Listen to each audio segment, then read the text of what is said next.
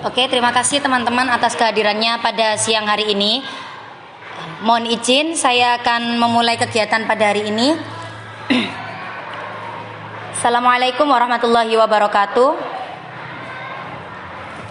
Salam sejahtera bagi kita semua. Pertama-tama marilah kita panjatkan puji syukur kehadirat Allah yang telah memberikan kita rahmat, nikmat, kemudian rezeki berupa kesehatan, iman dan ihsan.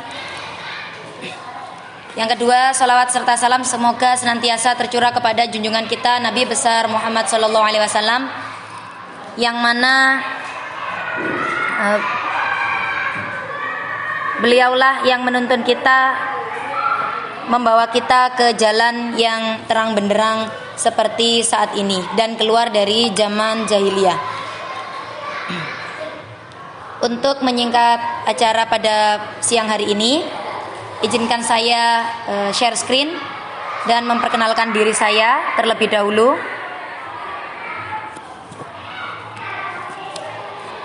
Semoga terlihat.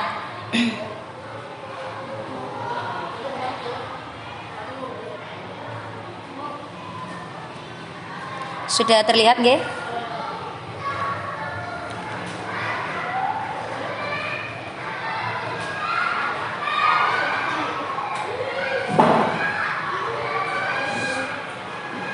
Saya tampilkan lebih besar lagi supaya enak melihatnya.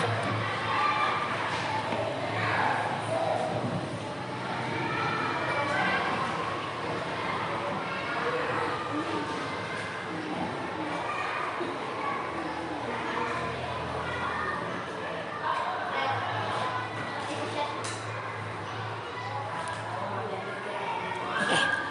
Terima kasih. Izin memulai nggih? Perkenalkan, nama saya Fauzia Ardiana, CGP Angkatan 9.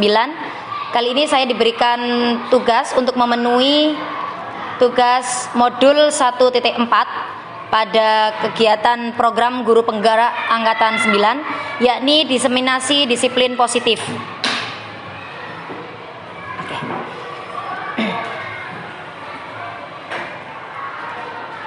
Saya adalah CGP Angkatan 9 dari Kota Malang, dari SDIT Insan Mulia.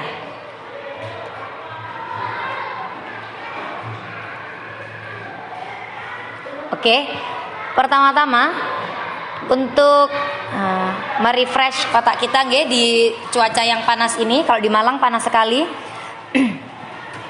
Mari kita kepalkan tangan kita terlebih dahulu, kemudian kita bayangkan di dalam kepalan tangan kita ini berisi barang yang sangat berharga milik kita.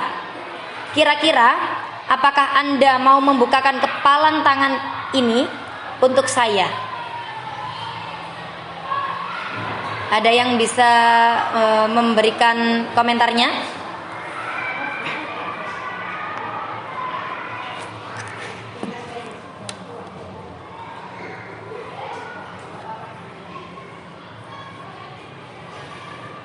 Monggo Bapak Ibu.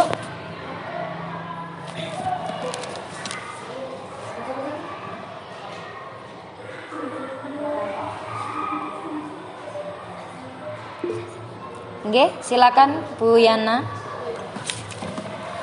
Terima kasih Bu Fauzia. Kalau saya disuruh untuk kepalan tangan saya pasti akan bertahan atau menolak Bu.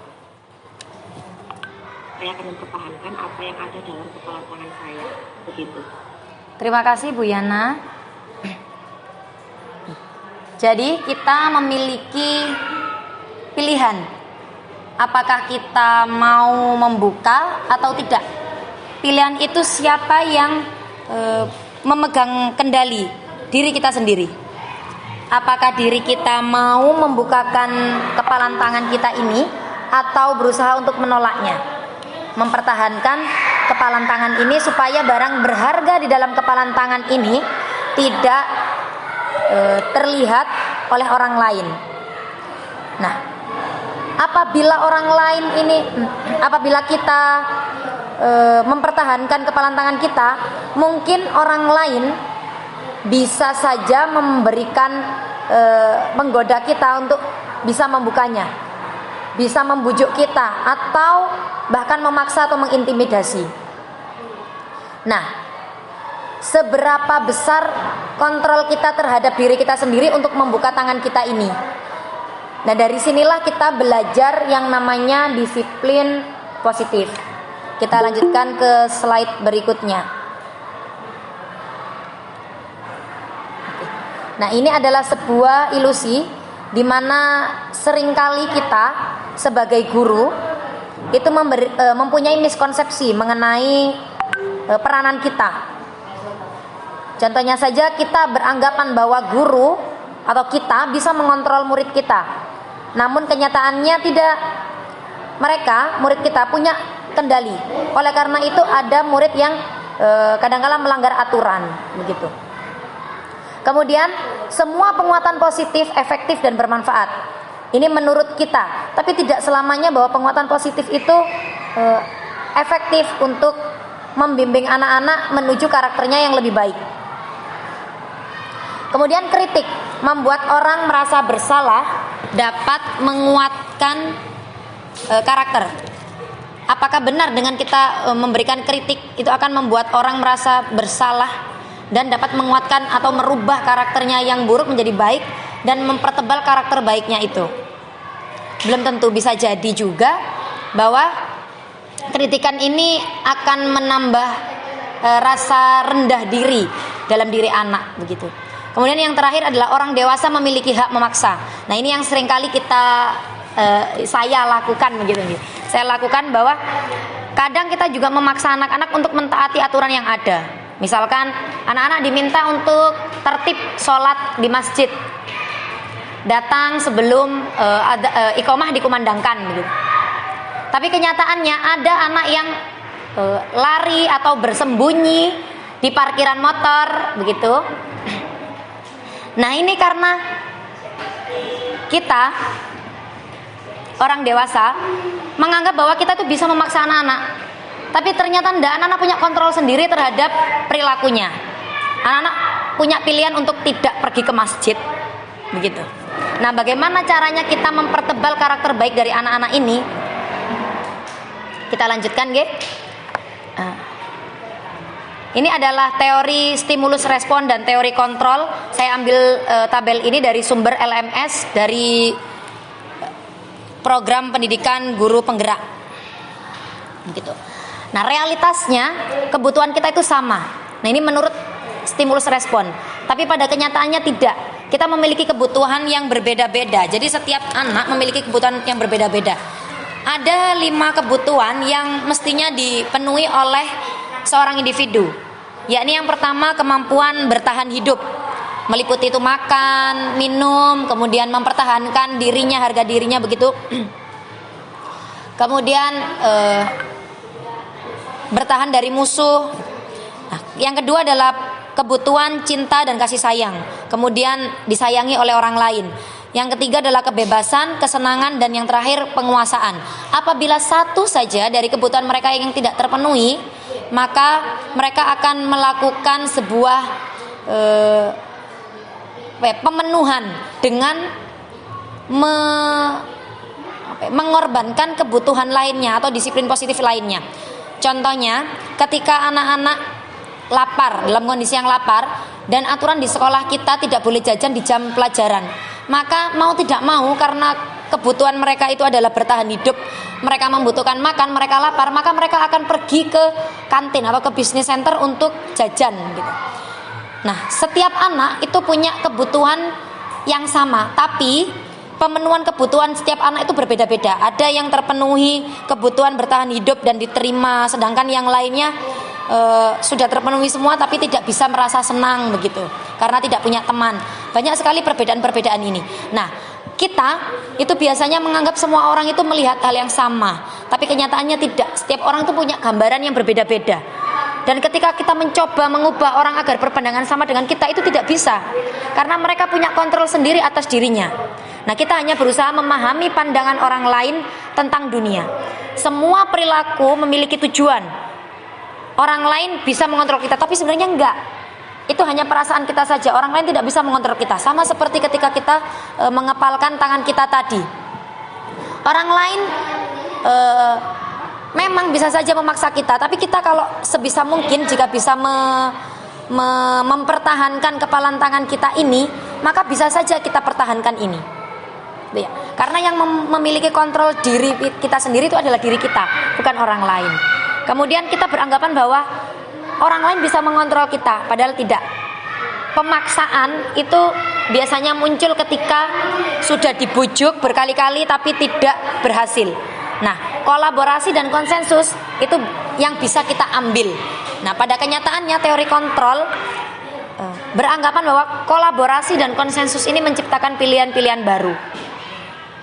Pada teori stimulus respon, kita berpikirnya model menang kalah, jadi yang salah ya kalah begitu nggih. Kalau di teori kontrol ini berpikirnya menang-menang, tidak ada orang yang kalah atau yang merasa bersalah banget begitu nggih. Yang salah banget dan tidak bisa diperbaiki. Semua bisa diperbaiki sehingga anak merasa identitasnya itu berhasil begitu. Sehingga model berpikirnya adalah menang-menang. Selanjutnya apa itu disiplin? Nah, sebelum saya lanjut ke materinya tentang disiplin, saya ingin menanyakan terlebih dahulu kepada teman-teman yang hadir, apakah disiplin itu? Mungkin bisa raise hand atau bisa chat di kolom chat. Monggo. Tidak ada jawaban yang salah Bapak Ibu karena semuanya benar begitu. Bisa kita bahas bersama-sama nanti. Tidak ada jawaban yang salah, nanti kita luruskan bersama-sama.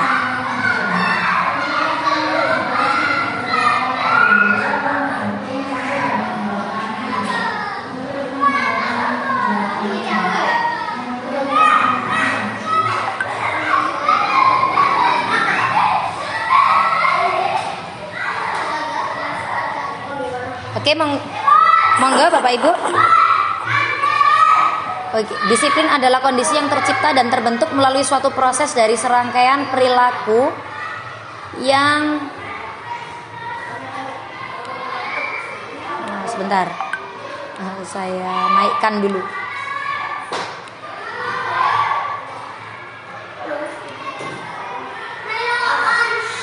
Agak sulit memang layarnya ini.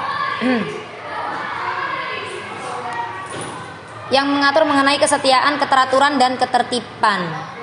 Jadi disiplin itu berkaitan dengan ketertiban, kesetiaan begitu. Ini benar sekali. Benar sekali mengenai hal ini. Kita lanjutkan, G.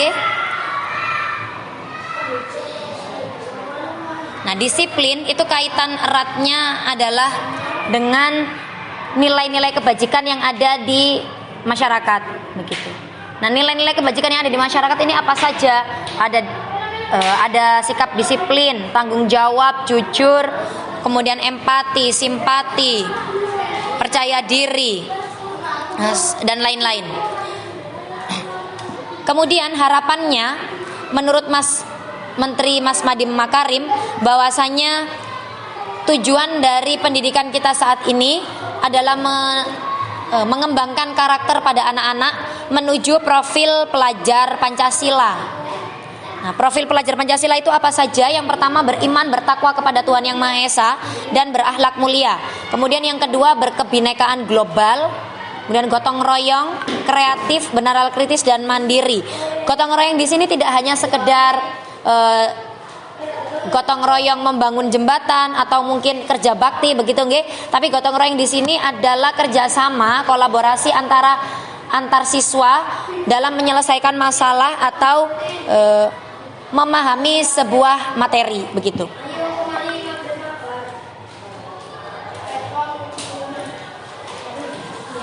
Kemudian selanjutnya disiplin positif. Ini manfaatnya adalah mengajarkan anak bertanggung jawab dan menumbuhkan kesadaran diri berdasarkan nilai-nilai kebajikan. Penekanannya pada disiplin diri sehingga semua kontrol perilaku kita, apa yang mau kita lakukan atau apa yang tidak mau kita lakukan, semua kontrolnya ada dalam diri kita. Kemudian tujuannya adalah menumbuhkan motivasi internal siswa. Perilaku yang dilakukan siswa atas dasar kesadaran diri, bukan paksaan. Jadi anak-anak eh, tidak menghindari hukuman atau ketidaknyamanan atau karena hadiah, tapi mereka memang sudah muncul dalam diri pribadi motivasi untuk melakukan hal baik begitu. Strategi apa yang bisa kita lakukan supaya anak-anak ini bisa melakukan disiplin positif sehingga karakternya bisa muncul yang baik-baik begitu. Strateginya yang pertama adalah dengan melakukan kegiatan rutin atau pembiasaan. Misalkan kalau di sekolah kami ada kegiatan salim sapa, salam, senyum di pagi hari. Di pagi hari. Kemudian setelah itu ada pembiasaan sholat duha berjamaah. Kemudian ada sholat Jumat berjamaah di masjid di kampung. Kemudian ada sholat duhur berjamaah, sholat asar berjamaah. Nah, pembiasaan seperti ini gunanya adalah untuk membiasakan mereka melakukan karakter-karakter yang baik, sehingga harapannya itu menjadi sebuah tindakan yang membudaya. Selanjutnya adalah kegiatan insidental atau spontan. Contohnya kegiatan 17 Agustus. Nah, ini dilakukan untuk memberikan pelajaran karakter-karakter seperti sportif, nilai sportif dalam perlombaan, kemudian kejujuran, tanggung jawab, simpati, empati, dan lain-lain. Kemudian ada yang ketiga, strateginya adalah dengan memberikan keteladanan. Nah, ini harga mutlak yang harus kita bayar sebagai seorang guru, karena yang namanya guru itu kan digugu dan lan ditiru kalau dalam filosofi bahasa Jawa. Nah, digugu dan ditiru itu artinya kita sebagai guru harus bisa menjadi teladan yang baik bagi murid-muridnya. Karena kalau murid itu kadang-kala ketika kita berikan nasihat itu mereka tidak mempan gitu. Susah sekali untuk masuk di dalam pikirannya dan bisa mereka aplikasikan. Tapi ketika mereka melihat sebuah contoh gitu, contoh perilaku, mudah sekali mereka meniru. Contohnya yang viral di TikTok mengenai kalimat kata-kata tapi bohong begitu ya. Nah, ini mereka di TikTok ini dipraktekkan. Kegiatannya apa sih? Oh, bercanda. Awalnya bercanda yang kalau menurut saya sih agak berlebihan bercandanya, hingga mereka mengatakan sesuatu yang tidak sebagaimana mestinya atau tidak jujur. Artinya mereka berbohong. Nah, kemudian setelah mereka berbohong dengan entengnya mereka mengatakan bahwa tapi bohong. Nah, ini merupakan sebuah nilai keteladanan yang buruk begitu. Yang sepatutnya tidak dijadikan sebagai contoh. Nah, seperti ini banyak sekali yang ditiru oleh anak-anak, banyak sekali penirunya. Anak-anak hampir seluruhnya menirukan tren tapi bohong. Nah, bagaimana kalau tren tapi bohong itu diubah menjadi hal-hal yang baik yang bisa ditiru oleh anak-anak dan viral? Tentu mereka pasti akan meniru hal-hal baik itu dan menjadikan itu sebagai karakter mereka begitu. Kemudian yang keempat adalah dengan pengkondisian. Jadi dikondisikan lingkungannya, kemudian sumber dayanya, prosesnya, kemudian sistemnya. Nah, ini biasanya dilakukan di sekolah-sekolah, pengkondisian sistem dan lain-lain. Makanya di sekolah-sekolah ada yang namanya aturan atau buku tatib, tata tertib. Selanjutnya, mengapa kita harus mentaati aturan?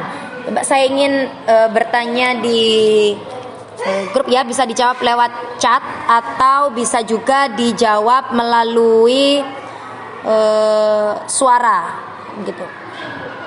Mengapa kita harus mentaati sebuah aturan?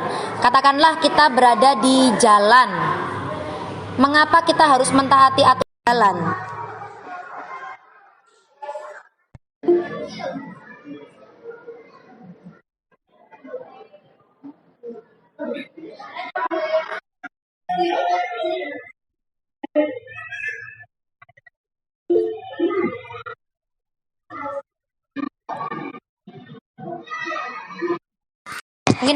Mungkin ada yang bisa menjawab mengapa kita harus mentaati aturan di jalan gitu.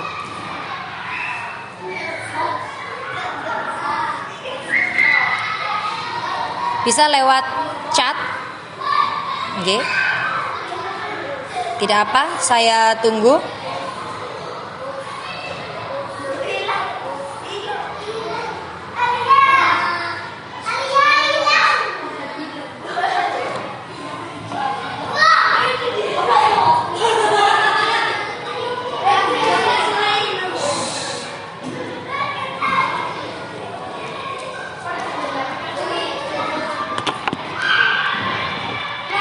Oke, mungkin ada yang bisa menambahkan, memberikan idenya.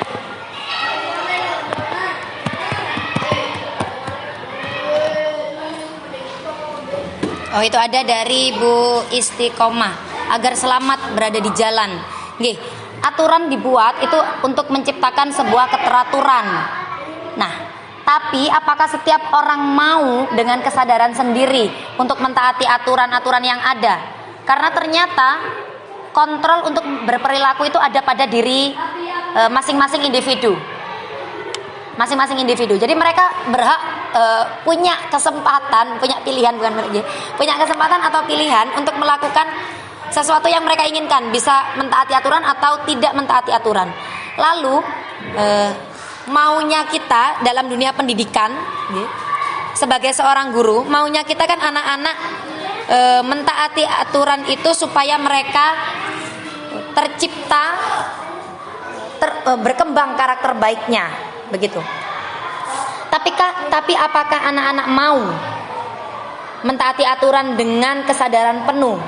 Nah, ini yang patut kita jadikan sebuah catatan, gitu. Karena ternyata dalam berperilaku manusia itu memiliki motivasi. Yang pertama, menghindari ketidaknyamanan atau hukuman.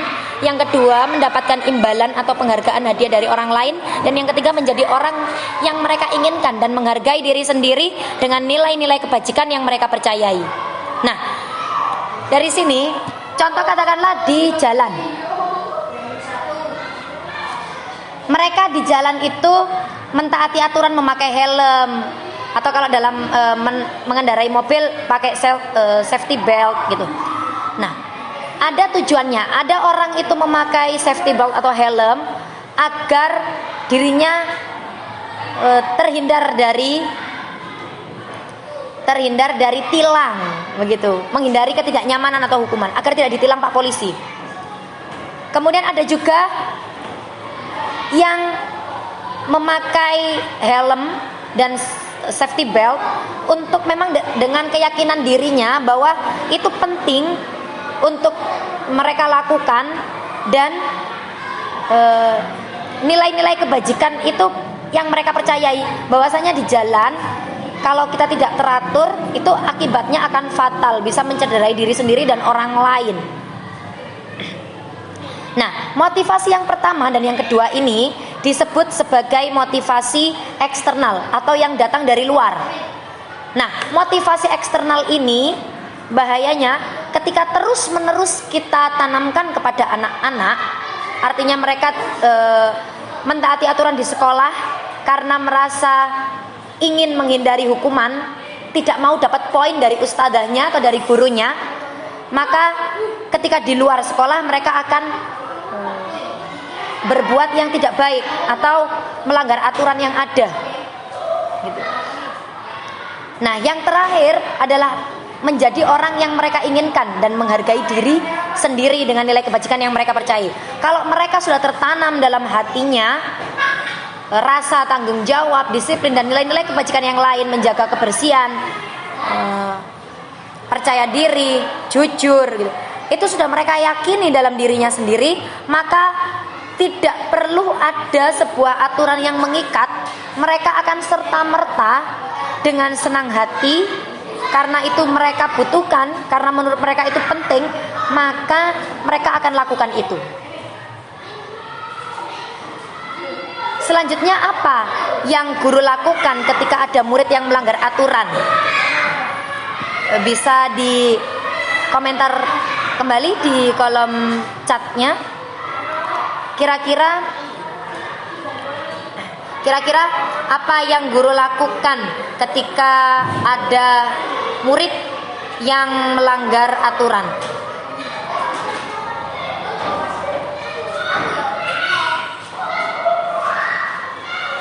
Mangga bisa di komentar.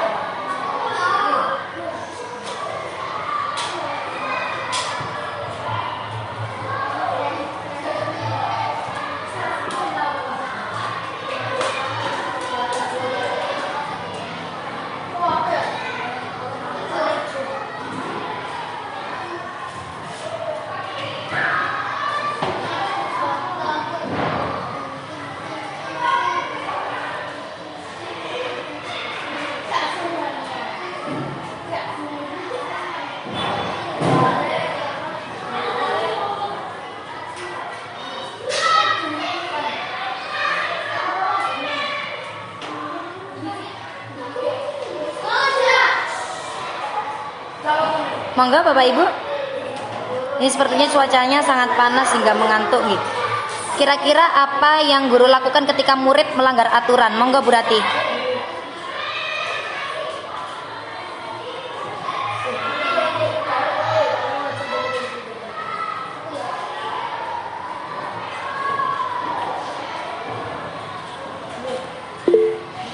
Ada dari Bapak Ridhoi, marah. Yang dilakukan adalah marah-marah nggih Pak nggih, karena kita sudah capek di jalan, begitu kemudian capek di jalan, capek di sekolah mengajar, kemudian ada anak-anak yang melanggar aturan, aduh, bikin penat saja. Silakan Bu Rati. Apabila ada yang melanggar aturan, ya tentu diberi tegurannya dari hati ke hati agar anaknya itu sadar dengan hatinya bahwa perbuatannya itu telah melanggar aturan dan tidak baik. Karena kalau misalkan hanya kita tegur secara kasar, anak itu bakal menuruti pas hari itu aja, besoknya udah pasti diulang lagi. Oh iya, betul sekali. Keluar dari hati ke hati dan diberi kesadaran bahwasannya aturan itu dibuat untuk kebaikan dia. Luar biasa. Tapi sekali. Jangan lupa untuk tetap didoakan gitu ya. Karena tetap doa didoakan ya. Iya Bu Rati, terima kasih. Nih, kalau tadi ada Pak Ridhoi, dia akan marah-marah begitu nggih Pak nggih. Kemudian kalau dari Bu Rati akan memberikan teguran, kemudian secara ngomong baik-baik begitu nggih. Kalau ngomong baik-baik ini namanya bukan teguran ya Bu ya. Bicara dari hati ke hati nggih. Kalau teguran ini sepertinya cenderung ke apa ya, menyalahkan begitu, langsung menjustifikasi. Nah, jawaban Bu Rati sudah benar sekali sebenarnya. Tinggal tadi redaksinya saja yang perlu diperbaiki mungkin. Saya sangat setuju dengan pendapatnya Bu Rati, bahwasanya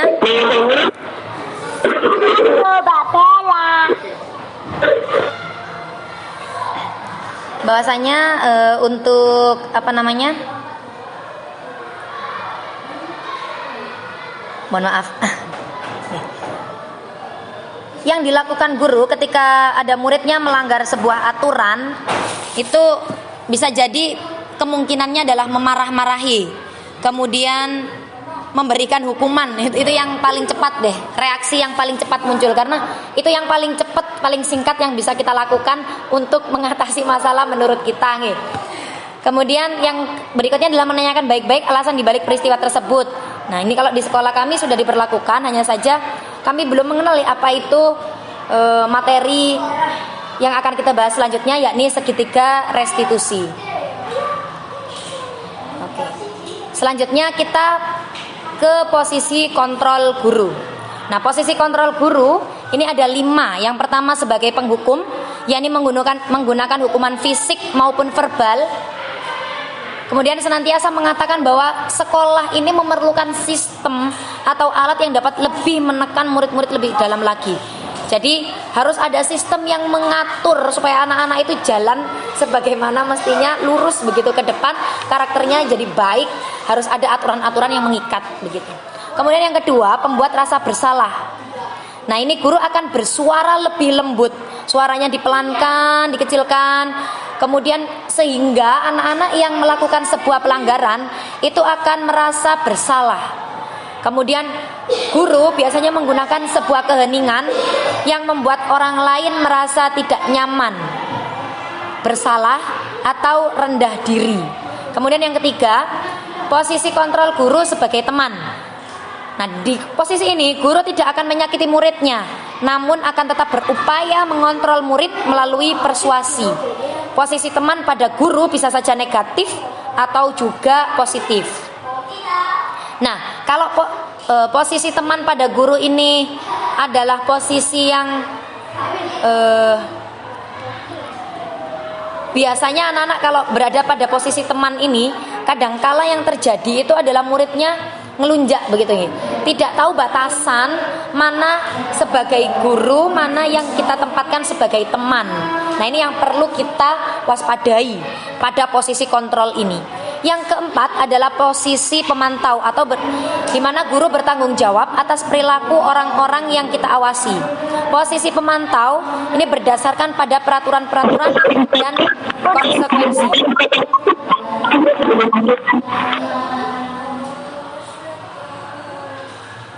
Sebentar, mohon maaf, mic-nya ada yang bocor. Oke, saya lanjutkan kembali.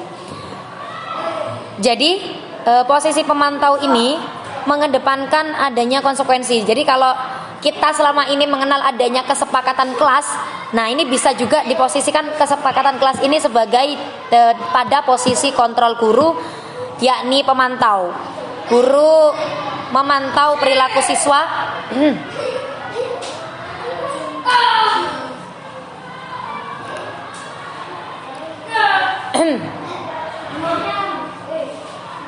Guru mengontrol perilaku siswa. Kemudian kita mengawasi, guru mengawasi perilaku-perilakunya supaya tetap pada relnya. Nah, kalau terjadi sesuatu yang tidak diinginkan, maka yang dilakukan adalah memberikan konsekuensi. Kemudian yang kelima adalah posisi guru sebagai manajer. Guru berbuat sesuatu bersama dengan murid, mempersilahkan murid mempertanggungjawabkan perilakunya, mendukung murid agar dapat menemukan solusi atas permasalahannya itu sendiri. Nah, berikut ada video bagus yang saya ambil dari LMS. Ini bisa kita tonton bersama-sama. Saya mohon izin share screen. Share screen yang PPT-nya saya close dulu.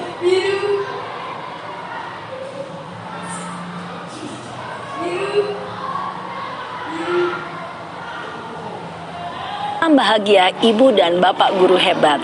Dalam penerapan disiplin positif restitusi, salah satu program yang dikembangkan adalah 5 posisi kontrol.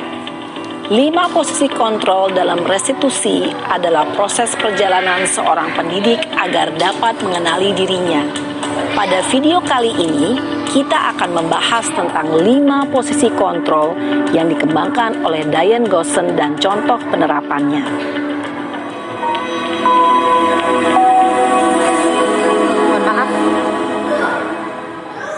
5 posisi kontrol itu adalah 1. Posisi mohon maaf, ternyata belum masuk. Sebentar, saya ulang kembali.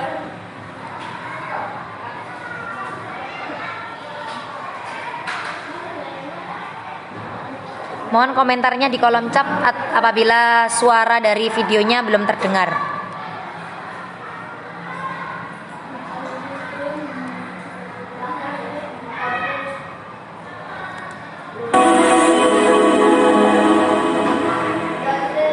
Lima posisi kontrol itu adalah 1. Posisi penghukum.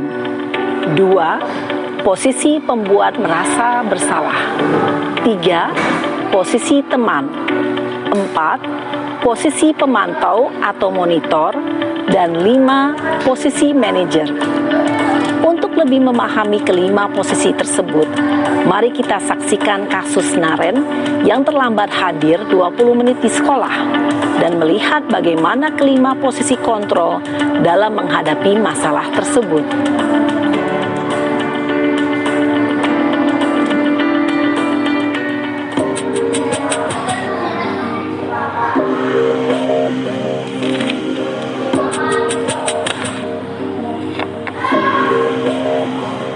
Naren,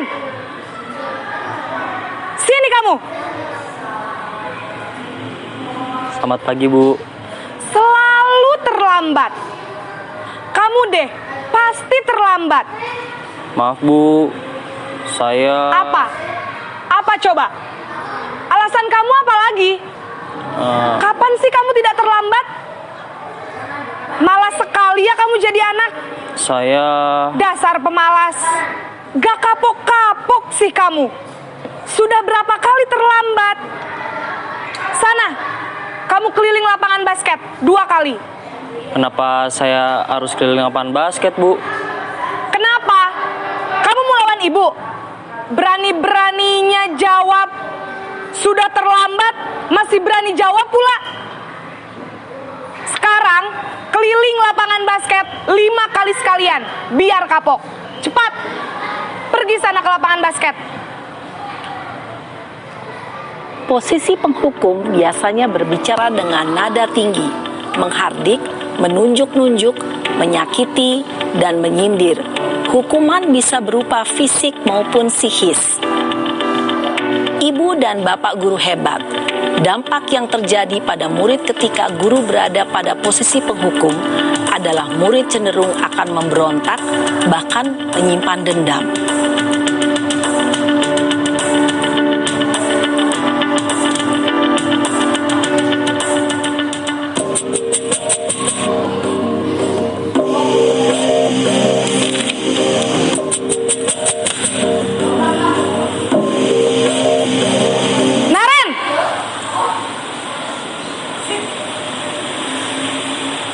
Selamat pagi, Bu. Naren, kamu kenapa terlambat lagi, nak? Ya Tuhan, Naren, kamu senang ya bikin ibu susah ya? Kalau kamu terlambat lagi, nanti ibu yang ditegur bapak kepala sekolah, nak. Disangka ibu tidak bisa membina kamu. Duh, gimana ini? Maaf, Bu. Duh, Gusti Naren, kamu suka ya kalau ibu ditegur bapak kepala sekolah? Terus, sekarang ibu harus tulis apa ini di buku absen? Ini kamu sudah sering terlambat loh. Ibu harus apa coba? Maaf, Bu. Maaf sekali. Ya sudah, lain kali jangan bikin ibu susah lagi ya, nak ya. Ibu tidak akan kuat lagi kalau kamu begini terus. Bisa jantungan kalau ibu ditegur bapak kepala sekolah. Sana cepat ke kelas. Maaf ya, Bu. Maaf sekali. Posisi pembuat rasa bersalah berbicara dengan nada tenang, cenderung lembut. Namun kata-kata yang diutarakan membuat murid merasa menjadi orang yang gagal. Memandang buruk dirinya sendiri, merasa tidak berharga, dan tidak sanggup membahagiakan orang lain. Ketika guru mengambil posisi pembuat rasa bersalah, murid akan menganggap dirinya yang bersalah dan ia akan menyimpan emosi negatif tersebut di dalam dirinya.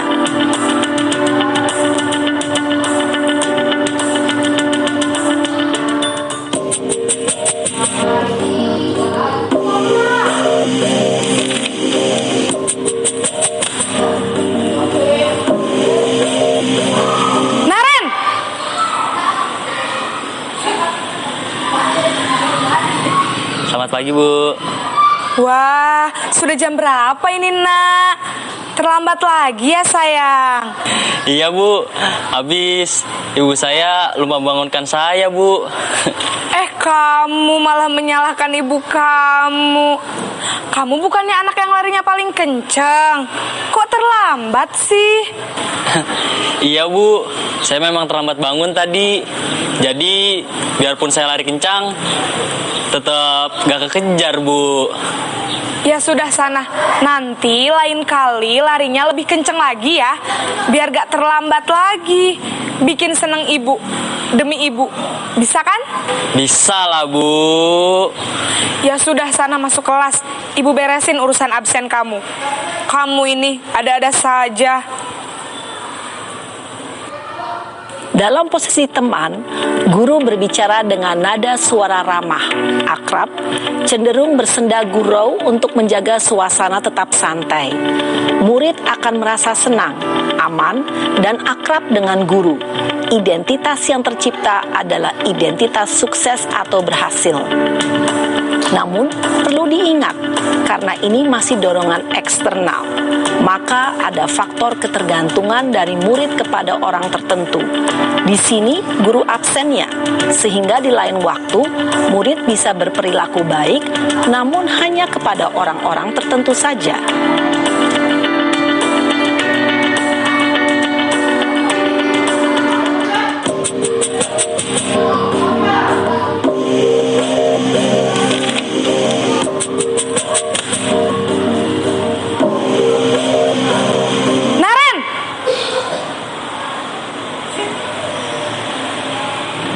Selamat pagi, Bu.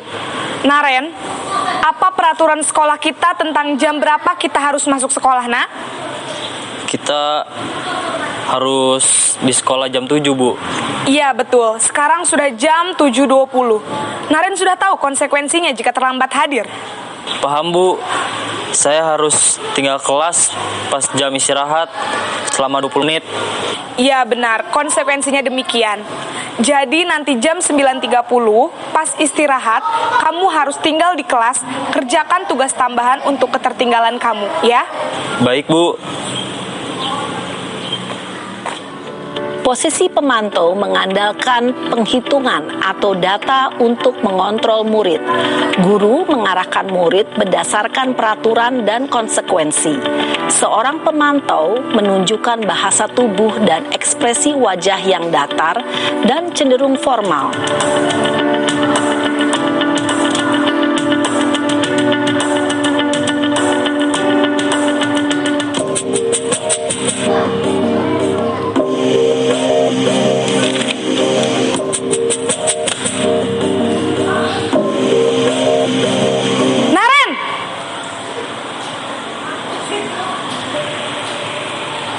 Selamat pagi, Bu. Selamat pagi, Naren. Maaf, Bu. Saya terlambat. Iya, sekolah masuknya jam 7, sekarang sudah jam 7.20. Jadi sekarang bagaimana ini, Naren? Maaf, Bu. Saya lupa setel alarm saya semalam. Baiklah, menurut kamu, keyakinan sekolah yang mana yang perlu kamu tingkatkan? Menghargai diri sendiri dan orang lain mungkin, ya, Bu. Setuju. Jadi, apakah Naren meyakini prinsip saling menghormati tersebut? Iya, Bu. Saya meyakininya. Apakah Naren bersedia memperbaiki masalah keterlambatan ini? Bersedia, Bu. Bagaimana kamu akan perbaiki masalah keterlambatan ini? Saya akan coba untuk tidak lupa menyetel alarm saya, Bu. Baik, kalau Naren lupa menyetel alarm di rumah, ada orang yang kira-kira bisa bantu mengingatkan tidak? Ada, Bu. Kakak saya, Kak Ema. Ada lagi selain Kak Ema?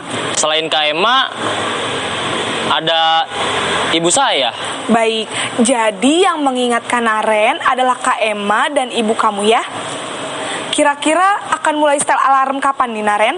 Setelah pulang sekolah, akan segera saya lakukan. Baik, jadi Naren akan setel alarm untuk bangun besok pagi dan akan diingatkan oleh kakak dan ibunda Naren, ya.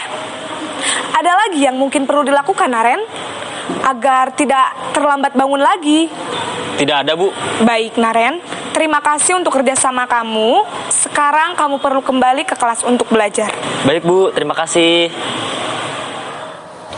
Posisi manajer adalah posisi kontrol yang disarankan untuk membimbing murid memiliki sikap disiplin yang positif, yaitu murid yang mandiri, bertanggung jawab, dan dapat memecahkan masalah.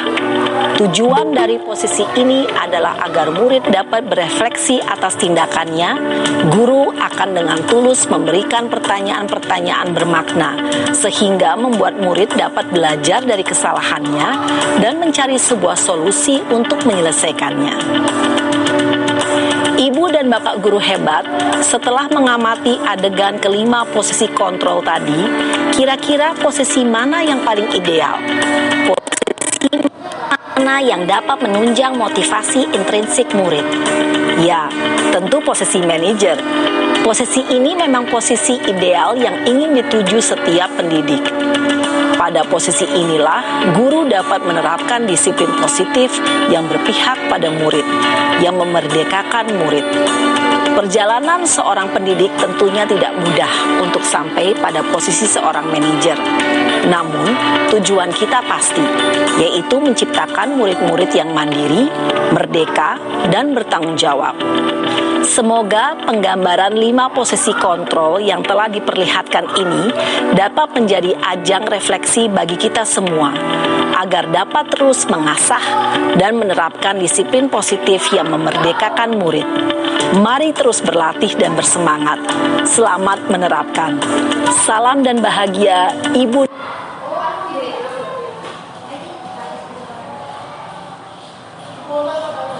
Oke, itu tadi video mengenai 5 posisi kontrol guru beserta contohnya. Nah, kira-kira ini Bapak Ibu, kalau kita berada di posisi Naren, yaitu posisi murid, kira-kira kita lebih senang diperlakukan pada posisi yang mana?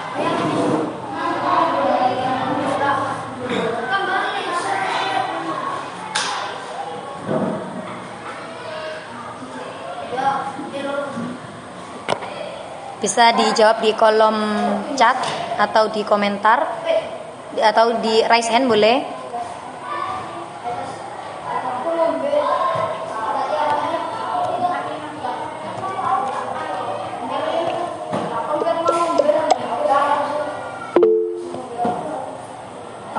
Dari Bu Istiqomah, berada pada posisi teman atau posisi manajer karena tidak merasa disalah-salahkan gitu. Nah, kalau kita tahu kita berada memposisikan diri kita pada posisi murid dan kita tidak suka kalau kita dihukum, nah sama halnya dengan murid kita juga tidak suka kalau mereka dihukum, diberi sebuah hukuman. Oke. Selanjutnya saya lanjutkan materinya.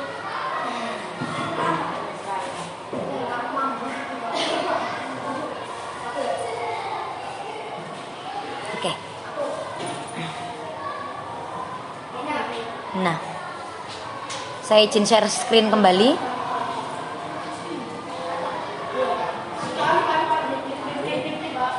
Nah, sudah tampak nggih?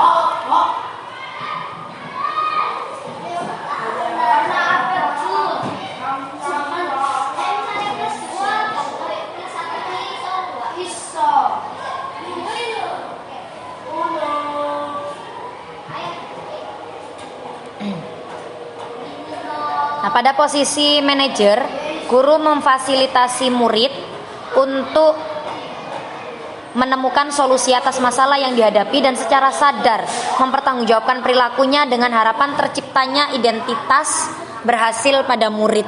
Nah, untuk itu, guru perlu memberikan sebuah keyakinan kelas yang sudah dibuat bersama-sama oleh seluruh murid, di mana keyakinan kelas ini ketika dilanggar, mau itu secara sadar atau tidak oleh murid dilanggar, maka yang dilakukan adalah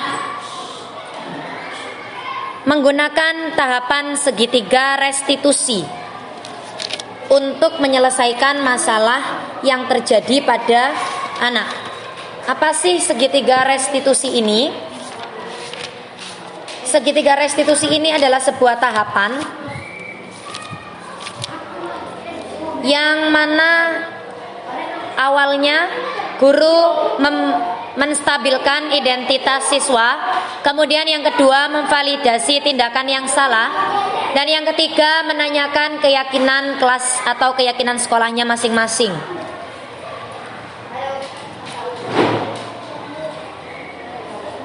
Nah, keyakinan kelas apa yang sudah dibuat bersama bisa meliputi kemandirian, saling menghormati, kebersihan, tanggung jawab, disiplin, dan lain-lain. Nah, guru memfasilitasi murid untuk menemukan solusi atas masalah yang dihadapi secara sadar. Jadi ketika anak meminta maaf, itu tidak karena terpaksa kita yang meminta, tapi anaknya sendiri dengan kesadaran penuh meminta maaf. Jadi apabila terjadi lagi suatu hal yang sama atau yang serupa di masa depan, maka tidak perlu ada orang lain, tapi secara sadar mereka, siswa, itu bisa mempertanggungjawabkan perilakunya. Nah, inilah yang nanti jadi harapan terciptanya identitas berhasil pada murid. Nah, keyakinan kelas itu apa? Keyakinan kelas atau pernyataan universal yang mudah diingat. Jadi tidak perlu panjang-panjang. Yang penting mudah diingat, singkat saja, dan tidak boleh mengandung kata-kata yang negatif. Dan juga dipahami sehingga mudah dipahami sehingga mudah untuk diterapkan. Yang kedua, guru bersama siswa menyepakati keyakinan kelas yang berangkatnya dari aturan kelas.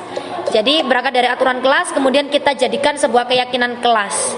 Nah, jika siswa melanggar atau mencederai keyakinan kelas yang telah disepakati, maka yang dilakukan adalah menggunakan segitiga restitusi. Begitu. Selanjutnya penerapan segitiga restitusi yang ini contoh saya menerapkan segitiga restitusi pada anak-anak di kelas, di mana kasusnya ada seorang siswi keluar jam pelajaran, kemudian dia jajan di luar. Saya mohon izin share screen. Oke. Saya agak percepat videonya supaya tidak terlalu lama dan bosan menontonnya. Dina tidak langsung menegur karena khawatir Nadia malu. Ustazah Dina memberikan tisu pada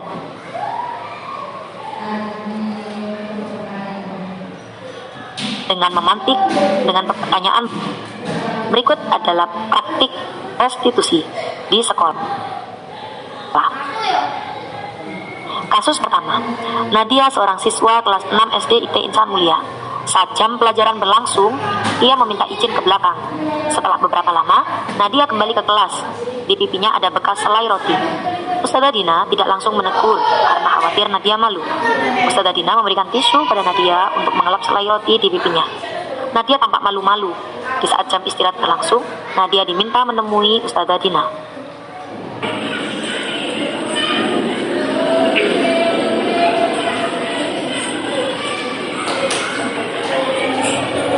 Waalaikumsalam, silakan masuk, silakan duduk Mbak Nadia. Silakan dikerjakan ya Mbak Nadia, seperti teman-teman.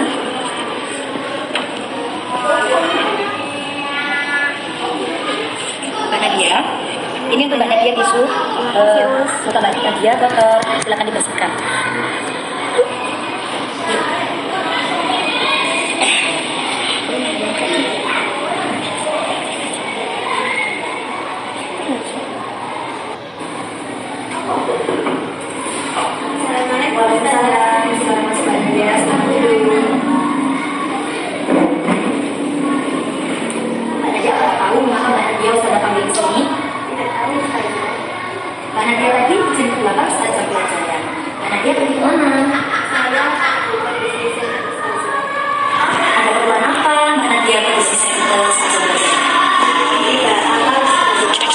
Tentu kamu mengunjungi suatu tempat ada tujuannya, tidak apa Mbak Nadia.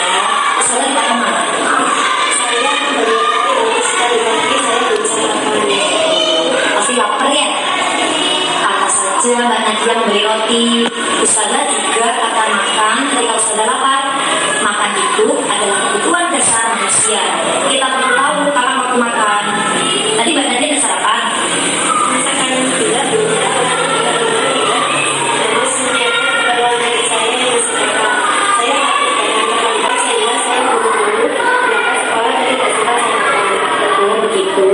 Tentu Mbak Nadia merasa lapar karena tadi pagi belum sempat sarapan. Sedangkan jam istirahat di sekolah kita masih lama, jam 10. Ustazah juga pasti merasa lapar, sama seperti Mbak Nadia. Ustazah mari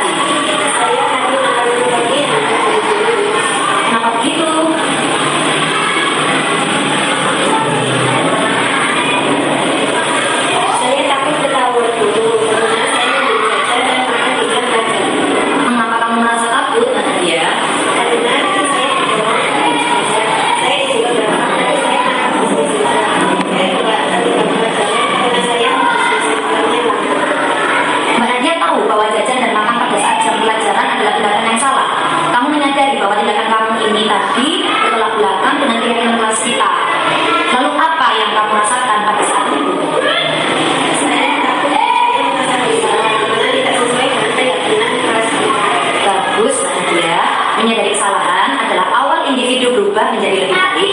Tujuan sadar di sini tidak untuk menyalahkan Mbak Nadia atas tindakan Mbak Nadia tadi pagi jajan di bisnis sedang.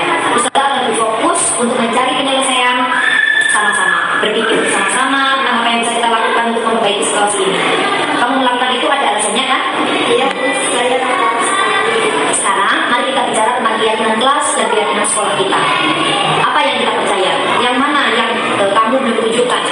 Kita harus menunjukkan. Kamu ingat dengan baik keyakinan kelas kita. Coba kita kembali mengingat kejadian di rumah tadi pagi sebelum Mbak Nadia berangkat ke sekolah.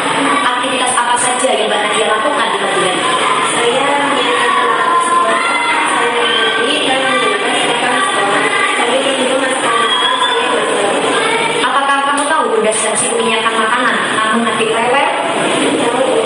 Apa yang sebaiknya Mbak Nadia lakukan jika lain kali ada kejadian seperti ini lagi? Saya akan menjaga adik saya dan mengajaknya berdiri sehingga Bunda bisa segera menyampaikan masakannya. Bagus Mbak Nadia, kita harus saling menolong. Apalagi mereka adalah keluarga Mbak Nadia. Saya berusaha berkata jujur pada siapapun yang bisa diwakili. Tindakan saya menunjukkan diri sendiri dan orang lain. Bagus, dengan begitu kamu sekeluarga bisa sarapan bersama di rumah dan tidak merasa kelaparan saat jam pelajaran berlangsung. Kamu bisa lebih disiplin terhadap waktu yang kamu miliki. Selain itu, menjadi orang yang jujur, membuat orang lain percaya terhadap kita. Saya yakin kamu pasti bisa menjadi lebih baik besok dan memperbaiki semua ini jika lain kali terjadi hal serupa. Terima kasih atas kepercayaan ini. Sama-sama Mbak Nadia.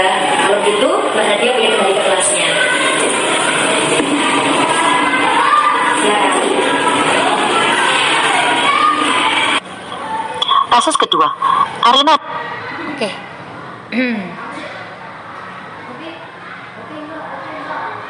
Cukup satu kasus saja. Itu tadi contoh penerapan.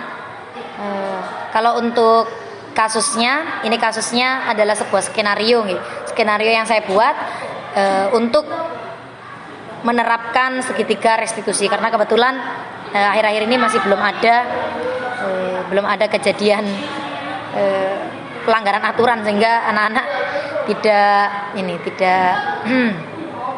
tidak bisa secara natural gitu dimintai praktek segitiga restitusinya. Nah, selanjutnya kita kembali ke slide kembali. Jadi ketika ada masalah, sebuah masalah, kita tidak langsung menjustifikasi, oh kamu salah, atau langsung memberikan hukuman, tapi menanyakan apa alasannya, kenapa melakukan seperti itu. Tentu saja itu ada motivasi yang mendasari mereka untuk melakukan itu semua. Nah, ini beberapa penerapan disiplin positif yang tadi saya sebutkan di awal, bahwasanya penerapan disiplin positif itu bisa dilakukan dengan pembiasaan. Jadi membiasakan anak-anak menjaga kebersihan, membiasakan mereka bergotong royong seperti ini. Kemudian, ini kebetulan kegiatannya di perpustakaan sekolah. Kalau yang ini kegiatannya di masjid, masih fresh semua kegiatannya. Ini Selasa kemarin. Kalau yang ini Jumat lalu, kalau nggak salah, Senin lalu kalau nggak salah. Nah, yang ini yang terakhir adalah hari Rabu kemarin. Nah, ini kebetulan hari Rabu kemarin ada siswi saya yang menangis ketika jam pelajaran. Kemudian saya tanya kenapa gitu, karena katanya aibnya disebar oleh temannya yang laki-laki ini begitu, sehingga muncullah masalah yang perlu kita selesaikan bersama, karena kita tinggal dalam satu kelas, kemudian kita bersosialisasi dengan mereka setiap hari, maka yang mana kelas itu semua anggota keluarganya kita anggap sebagai keluarga. Maka ketika ada masalah, maka kita harus selesaikan itu secara kekeluargaan. Jadi di sini kami menyelesaikannya dengan baik-baik. Saya menggunakan tahapan segitiga restitusi untuk menyelesaikan masalahnya, dan ternyata terjadi kesalahpahaman di antara mereka begitu. Kemudian ini adalah segitiga restitusi. Yang pertama, restitusi itu apa? Proses dialog. Jadi kita ajak mereka berbicara, berdialog antara orang tua atau kita guru, kalau di sekolah guru, kalau di rumah orang tua, dengan anak agar menghasilkan anak yang mandiri dan bertanggung jawab. Nah, dialog ini melalui 3 tahapan yang disebut sebagai segitiga restitusi.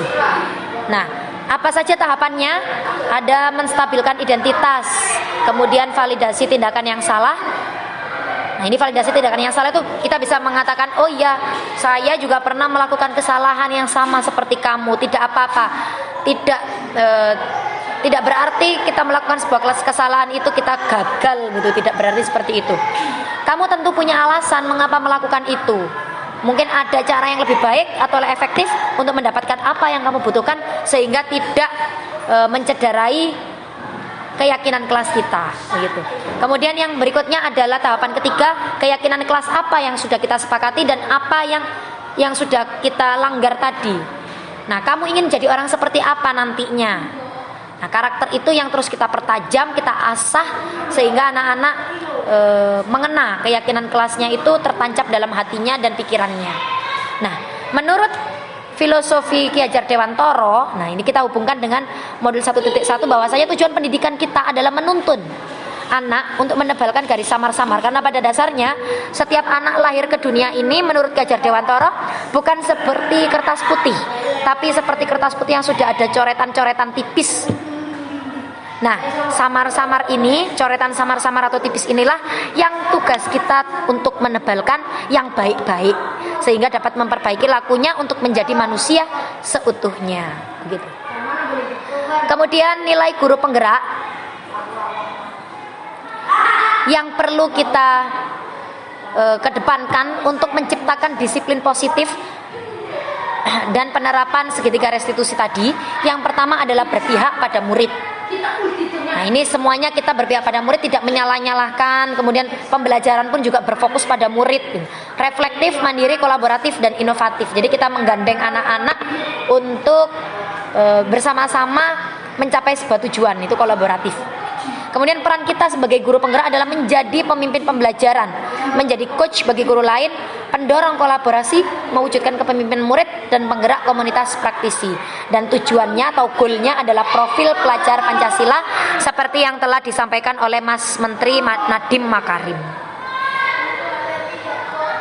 Selanjutnya untuk mencapai tujuan budaya positif tersebut maka perlu dibuat visi yang melalui tahapan Bagja, di mana pada tahapan ini berbasis kekuatan sekolah dan kekuatan individu serta SDM yang ada di dalamnya. Kemudian selanjutnya visi tersebut dapat diterapkan di sekolah. Nah, untuk menerapkan visi tersebut dan menerapkan budaya positif di sekolah, maka guru perlu memahami 5 posisi kontrolnya sebagai guru dan 5 kebutuhan dasar manusia serta bagaimana menerapkan segitiga restitusi. Ini kalau belum dicoba belum tahu bagaimana rasanya menerapkan segitiga restitusi, karena pada penerapan segitiga restitusi ini tidak semudah teorinya, begitu nggih. Kadang ada juga anak yang melakukan pelanggaran itu, kemudian kita lakukan dialog dengan menerapkan segitiga restitusi, tapi ternyata anak-anak ini luar biasa, sulit sekali diajak kompromi dan sulit sekali berkata jujur, sehingga harus berbelit-belit. Terus kita bisa jadi 2 hari, bisa jadi 3 jam, 2 jam kita melakukan dialog itu gitu. Nah, ini membutuhkan waktu yang panjang. Kemudian selanjutnya,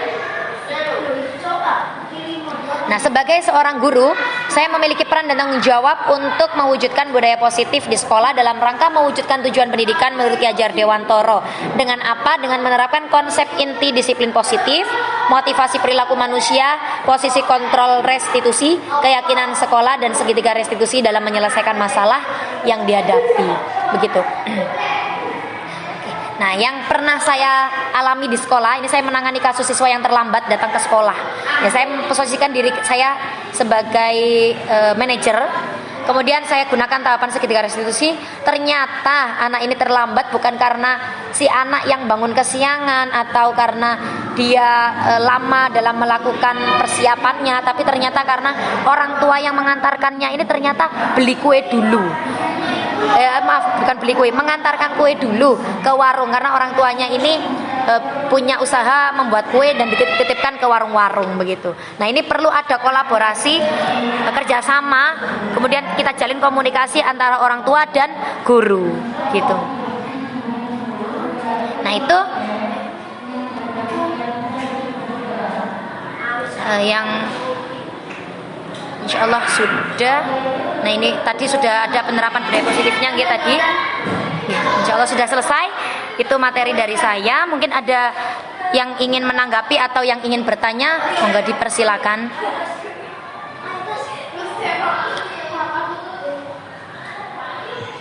Bisa langsung atau kolom chat atau mau raise hand dulu boleh.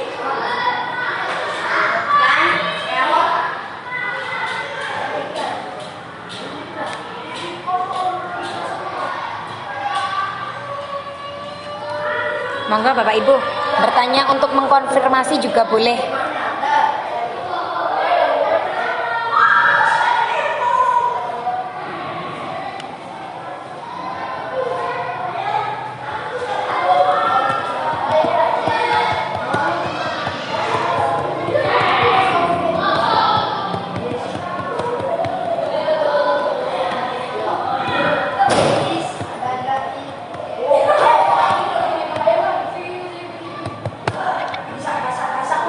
Monggo Bapak Ibu boleh silakan bertanya.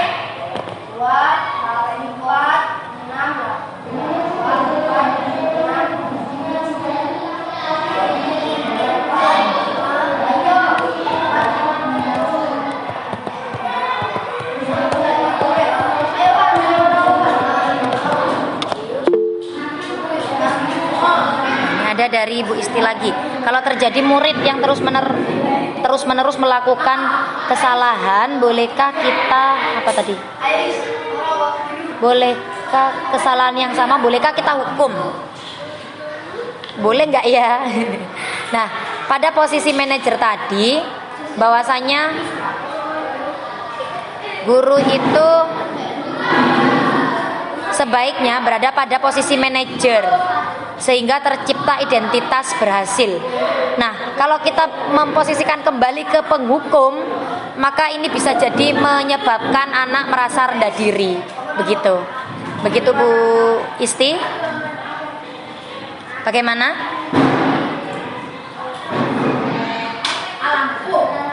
Halo Bu Isti.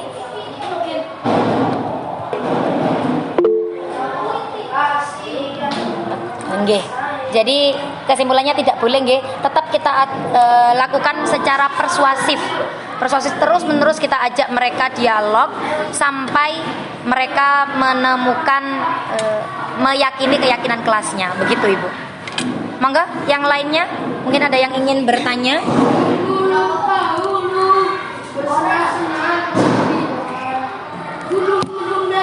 Monggo Bapak Ibu.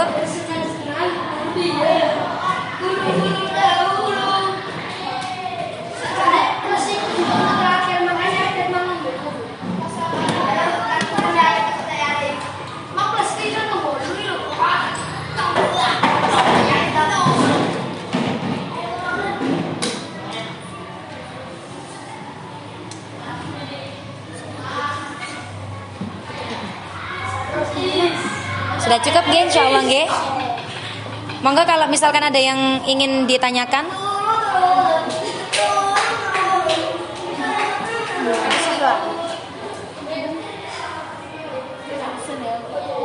Bisa ke pamari kote.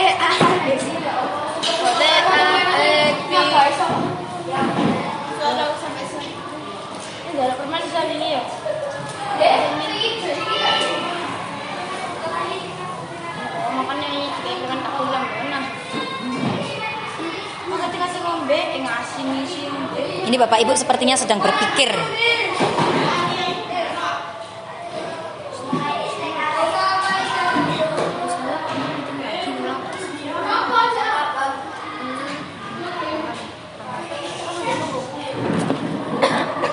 Mangga.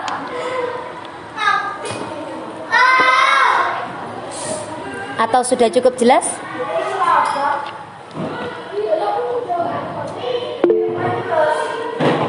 nggih, Ibu Rati, monggo.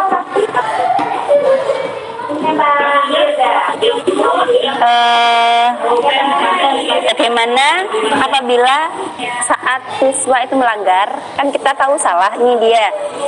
Namun pada saat kita tanyai ternyata dianya berbohong. Terima kasih.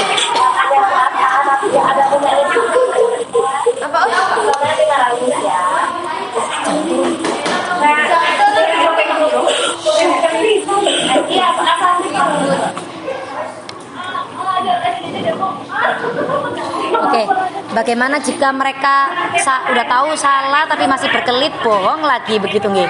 Apa yang harus kita lakukan? Nah, yang perlu kita lakukan, nah ini. Mana tadi ya? Di slide saya tadi sepertinya ada.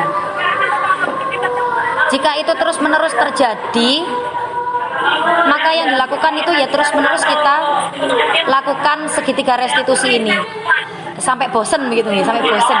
Jadi kita kuatkan terus-menerus untuk keyakinan kelasnya, begitu. Bagaimana Ibu Rati? Jadi harus dilakukan secara terus-menerus gitu ya? Memang tidak bisa instan. Jadi itu bisa jadi berkali-kali kita lakukan. Bisa jadi anaknya sekarang sadar, besok melanggar lagi, sekarang sadar, besok melanggar lagi. Bisa jadi seperti itu. Karena namanya anak-anak proses. Nih, proses untuk bertaubat, untuk ke jalan yang benar. Untuk meyakini sesuatu itu mereka butuh proses yang panjang. Begitu Ibu Rati. Sampun? Baik, terima kasih. Oke, terima kasih Bu Rati. Dari yang lain sudah cukup? Oke, terima kasih. Kalau sudah cukup kita cukupkan nggih. Semoga presentasi saya hari ini bisa membawa manfaat dan perubahan bagi pendidikan di Indonesia. Nah, saya mengucapkan terima kasih kepada Bapak Ibu yang sudah meluangkan waktu, pikiran dan tenaganya dalam mengikuti diskusi kita pada sore hari ini. Terima kasih atas kesempatan yang diberikan kepada saya untuk melakukan aksi nyata ini, menyampaikan praktik baik ini. Semoga bisa dimanfaatkan, bermanfaat dan bisa diaplikasikan di sekolah Bapak Ibu. Terima kasih sekali lagi. Mohon maaf atas segala keterbatasan. Saya akhiri. Kita tutup dengan membaca hamdalah dan doa kafaratul majelis. Alhamdulillahirabbil alamin. Subhanakallahumma bihamdik asyhadu an la ilaha illa anta astaghfiruka wa atubu ilaik. Assalamualaikum warahmatullahi wabarakatuh. Waalaikumsalam warahmatullahi wabarakatuh. Beberapa hari ini Ustazah mengetahui beberapa kasus yang terjadi di kelas.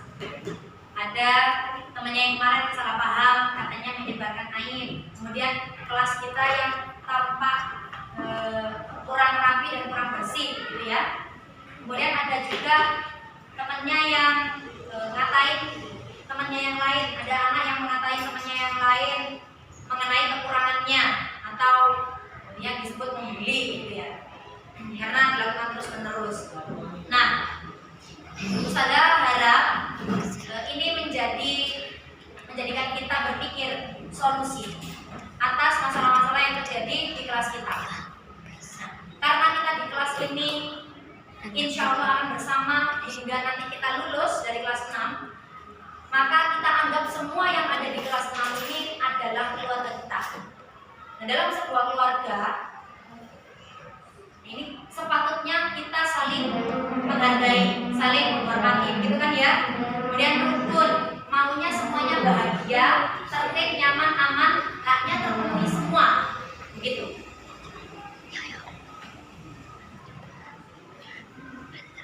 Maunya semua terpenuhi haknya. Oke.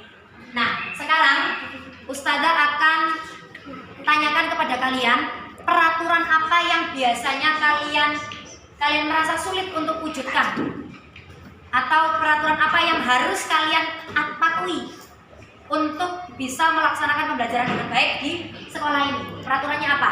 Yang pertama, ketika datang tertib, tepat waktu. Apalagi? Ada lagi?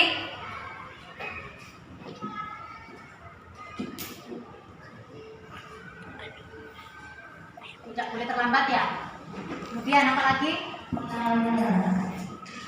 Ketika ada tugas, mengumpulkan tugas tepat waktu. Terus apa lagi? Ada lagi? Ada lagi teman-teman?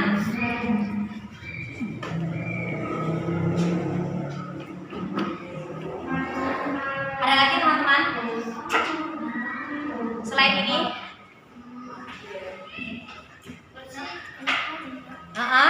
Menjaga kelas tetap bersih. Menjaga kelas tetap bersih. Ada lagi?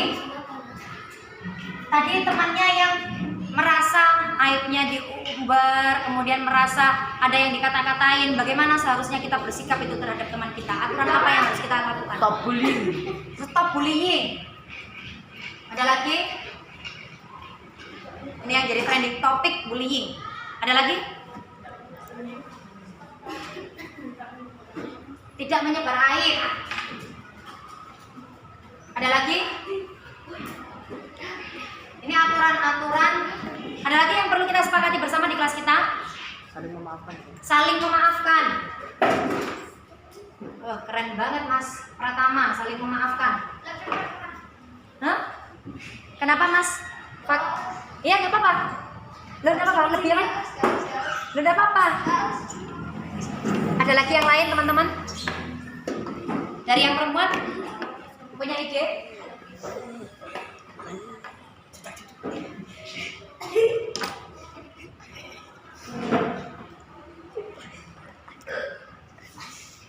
Ada lagi? Memakai baju lengkap. Memakai baju lengkap. Biasanya yang hari Rabu ya. Yang hari Rabu sering kena ini, memakai baju lengkap. Sudah cukup ya saya rasa ya. Oke, sekarang dari keyakinan, dari aturan-aturan ini, saya yakin kalau yang namanya aturan itu sering dilanggar, ya apa enggak? Ya. Ada beberapa anak yang halah nggak mau atau enggan untuk mematuhi aturan yang ada. Maka dari itu yang perlu kita tanamkan bahwasanya ini bukan sebuah aturan tapi keyakinan yang ada dalam diri kita yang harus kita lakukan. Keyakinan apa yang harus kita lakukan? Yang pertama, tertib tepat waktu, tidak boleh terlambat. Kita ubah kalimatnya menjadi kalimat positif semua. Apa kira-kira? Jadi datang tepat waktu. Atau kita persingkat lagi menjadi disiplin. Ya.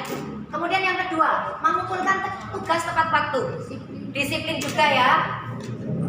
Kemudian yang ketiga, menjaga kelas tetap tertib bersih. Apa? Disiplin. Selain itu, yang kita mau apa sih? Kelas kita supaya apa sih kita menjaga kebersihan itu? Nah, berarti kebersihan. Selanjutnya, stop bullying. Yang dimau apa? Kalian maunya apa? Tidak ada bullying kan? Berarti semua siswa di kelasnya gimana? Tertib. Gimana Mbak Nana? Menghargai teman. Menghargai teman. Menghargai teman. Tidak menyebar aib. Ini juga sama ya, menghargai ya. Menghormati, menghargai. Kemudian saling memaafkan. Berarti apa? Nah, saling memaafkan. Saling memaafkan berarti kaitannya juga dengan menghargai ya. Menghargai. Kemudian memakai baju lengkap. Kedisiplinan. Disiplin. Jadi dari ini semua maka kita peroleh keyakinan kelas kita. Yang pertama adalah kedisiplinan. Yang kedua kebersihan. Yang ketiga saling menghargai. Sama ya, tiga-tiganya menghargai. Jadi ada 3 keyakinan kelas yang perlu kita tanamkan dalam diri kita masing-masing. Bisa dipahami ya? Jadi harapannya Ustazah tidak perlu takut adanya konsekuensi dari Ustazah, adanya hukuman dari Ustazah atau teman-temannya takut mengolok-olok, tapi sudah tertancap di dalam benak dan pikiran kalian bahwasanya kedisiplinan, kebersihan, dan menghargai itu adalah nilai yang kalian yakini harus kalian lakukan. Begitu ya? Siap? Kurang semangat. Siap teman-teman meyakini keyakinan kelas 3 ini? Siap. 3 keyakinan kelas ya. Apa saja tadi yang pertama? Kedisiplinan. Kemudian yang kedua? Kebersihan. Yang ketiga? Menghargai. Oke, siap.